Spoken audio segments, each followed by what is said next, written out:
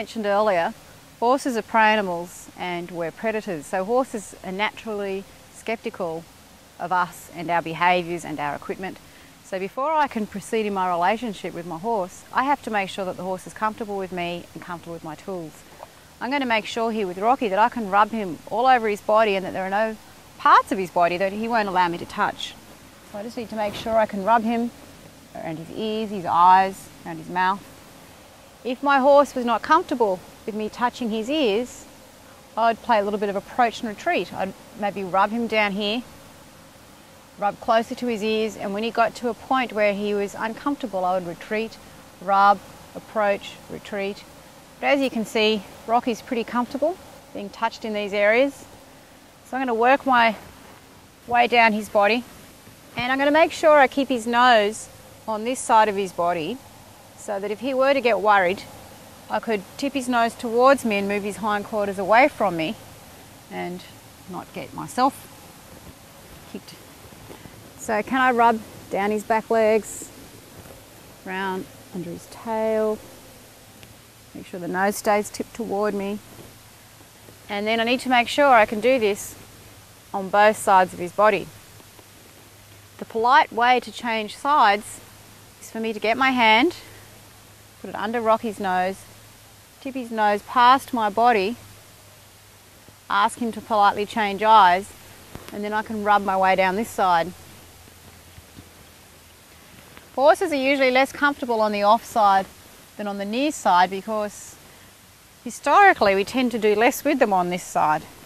And you probably find that most horses that have had a little bit of traditional handling, where they've always been saddled from the one side and mounted from the one side and rugged from the one side, will be less comfortable on this off side. So we need to invest time in ensuring that the horse is equally comfortable with us on both sides of his body.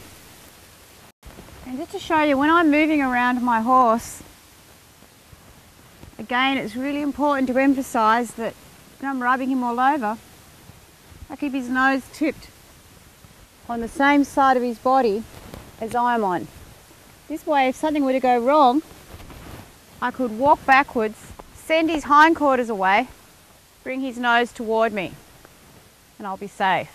I'll just show you that again on the other side. This is a pretty important manoeuvre to know and to understand. So if I'm rubbing him on this side of his body, I want his nose tipped over here. So always have that little flex. And if something were to happen or he were to get worried, I could walk backwards, send his hindquarters away and bring his nose toward me, which is a little safer than having his hindquarters toward me. So Rocky's looking pretty comfortable with the touch.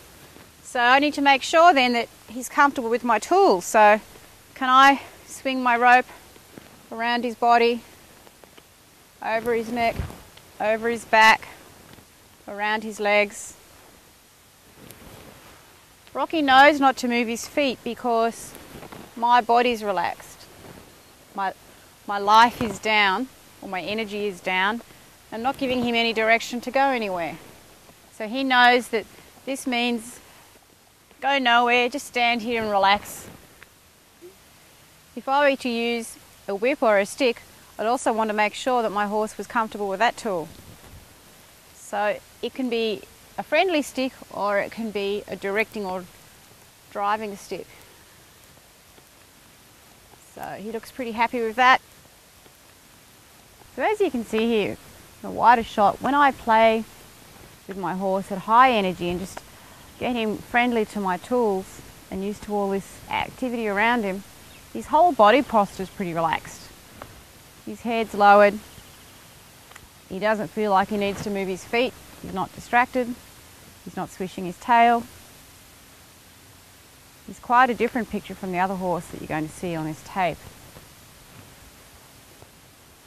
This is how we need to have our horses. First of all, I'm going to work on to build trust with the horse. Just test out, how does he trust the human?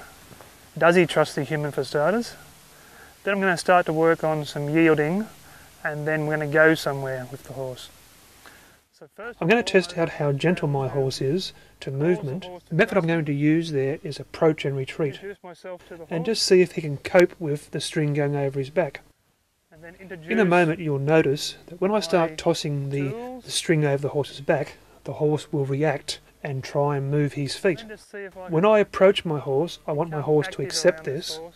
and I won't stop doing what I'm doing until the horse stops moving his feet.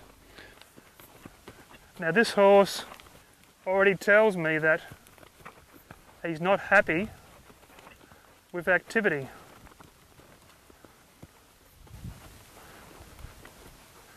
Right. So when a horse licks like that, they just digested a thought. They're thinking. So it already tells me that the horse hasn't really accepted movement around him. I'm showing you what we would like you to be able to achieve with your horse. So this is pretty much a minimum degree of comfort that we would like our horse to have with us and with our tools.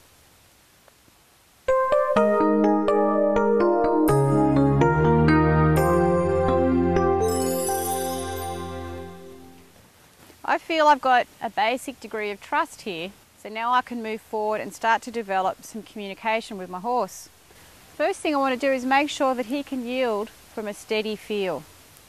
I'm going to start with his nose. I'm going to give him a nice rub, make sure he's comfortable with my hand on his face.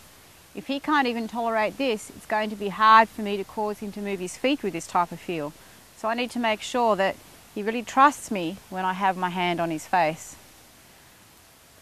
If he's accepting that, I can rest my hand above his nose or the nose piece on his halter, bring my energy up, start to close my fingers and release as soon as he moves his feet. When a horse licks their lips like that, they're digesting a thought. So we'll just take a look again at having Rocky back up from a feel on his nose. I'll make sure I can rub his nose, apply the feel, and that his feet are soft. His front legs aren't tied in the ground or braced up.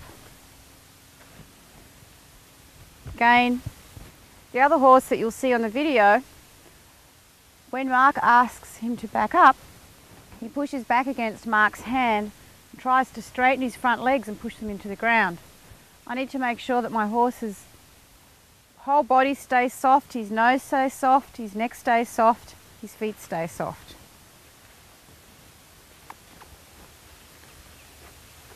And that he doesn't push back against my hand. If I can then move his feet backwards, can I move his front end around? I want to make sure that I can move all parts of the horse's body in isolation with a steady feel. So I'm going to put my hand on his nose, just near where the knot is on his halter, a hand just behind his shoulder, and see if I can get the front feet to step across. Then I'm going to rub him to a stop.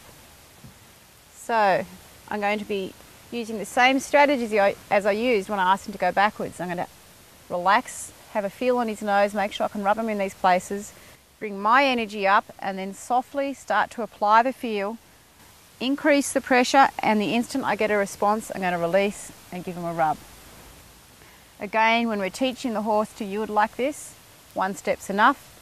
Eventually I'd like to turn it into a full pivot, something like this. Can my horse go round 360 degrees from a nice, soft, steady feel? And can I rub him to a stop? I'm going to have a feel on his nose. Ensure he's accepting of that feel, a feel on his shoulder. And have the front feet step forward and across around his hindquarters. Again, when you're teaching, you might ask for one step, but eventually we'd like to be able to do 360 degrees. He needs to be able to do this on both sides of his body, and he just changed eyes for me. Thank you, Rocky. Front end, he's got to step forward and across. That's what we're aiming for. It's eventually what we would like to get. Forward and across. Nice soft feet, nice soft feel. Relaxed horse. Can I ask my horse to move his front legs around his back legs?